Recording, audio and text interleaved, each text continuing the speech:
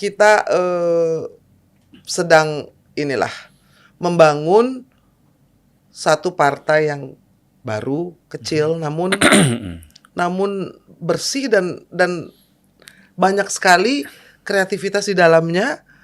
Jadi ketika saya diajak itu kan kayak ini apa yang mau dilakukan di partai kecil ini, dan menurut saya lebih banyak daripada yang bisa kita lakukan di partai besar.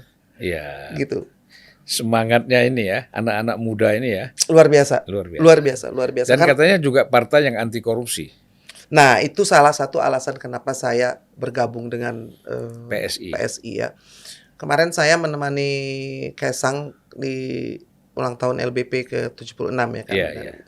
Dia bicara kepada saya bahwa Inang, katanya, ada satu hal yang saya ingin harus goal segera. Kenapa kita harus punya fraksi? Kenapa kita harus masuk ke Senayan?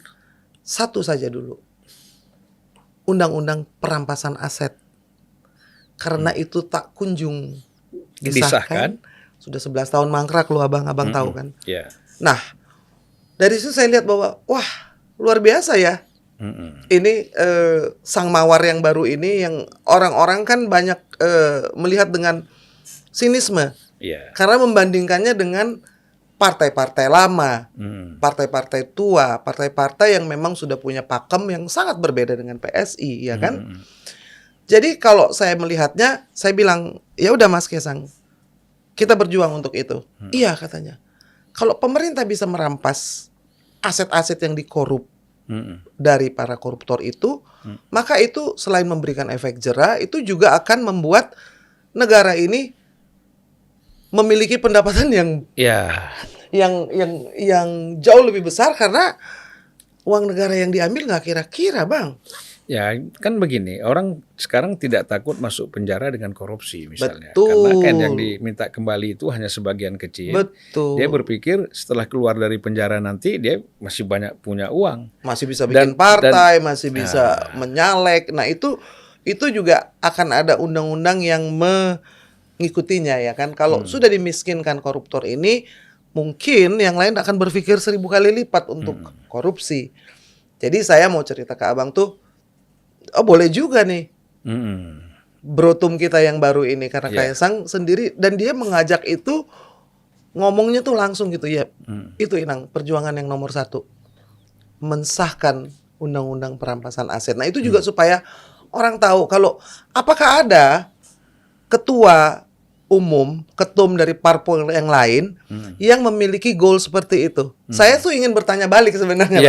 Kalau orang nanya, ini anak muda, karena dia anaknya Presiden Jokowi, maka dia diangkat jadi ketum dalam hitungan beberapa hari. Saya bilang, figur tentu saja menentukan. Ya kan, dalam politik kan ada hitung-hitungannya. Pasti ada timbal baliknya. Tetapi, kalaupun elektabilitas PSI meningkat karena itu, alhamdulillah. Namun, pertanyaan yang hakiki adalah, apa sih yang mau dilakukan oleh Mas Kaisang ini? Ya dong. Dan ketika saya tahu bahwa tujuan utamanya adalah selain menempuh jalan ninja anak-anak muda supaya berpolitik dengan optimis, ada satu yang sangat penting.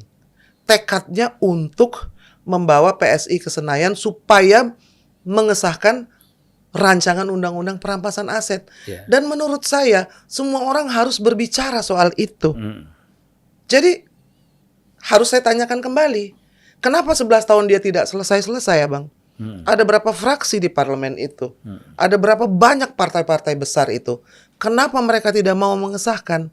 Harus datang dulu partai yang kecil ini yang akan mengusung sesuatu demi kepentingan orang banyak.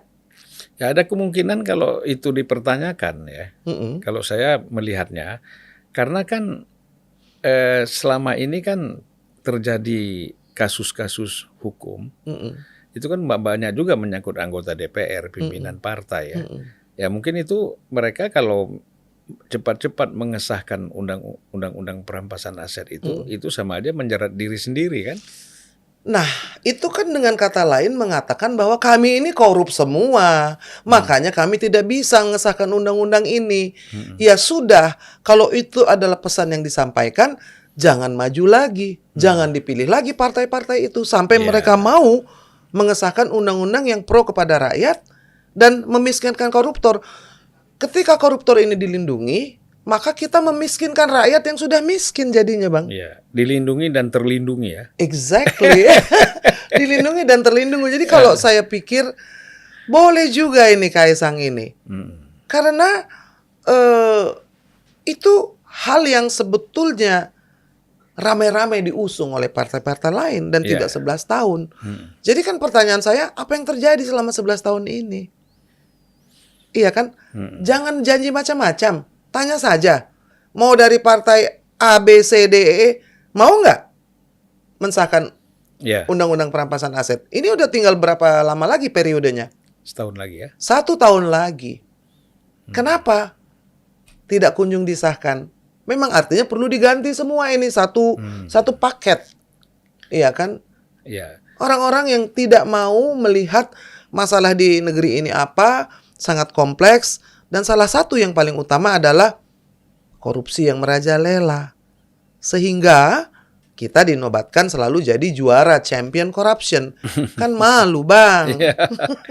Ya, jadi harapan kita memang ya partai-partai yang baru ini yang sekarang belum ada di parlemen ya seperti PSI dan apalagi Gelora ya. Gelora. Ada lagi apa itu partai buruh. Ya saya mengatakan begini, kalau partai-partai pecahan dari partai lama misalnya, ya itu kan karakter-karakter partai lamanya kan masih ikut. Iya. Ya kecuali kebetulan saya melihat seperti Gelora ya. Gelora ini kan memang kebetulan figurnya Anies Mata dan Fahri Hamzah ini memang figur-figur yang kita lihat kuat, konsisten gitu. Jadi walaupun dia keluar dari PKS, dia bisa membawa karakter baru. Beda ya. Betul. Nah itu kan kalau dua partai ini saja misalnya lolos ke DPR, parlemen DPR RI, Gelora dan PSI, nah saya kira ada perubahan lah. Yes. Dan partai-partai baru ini sepakat dengan Abang.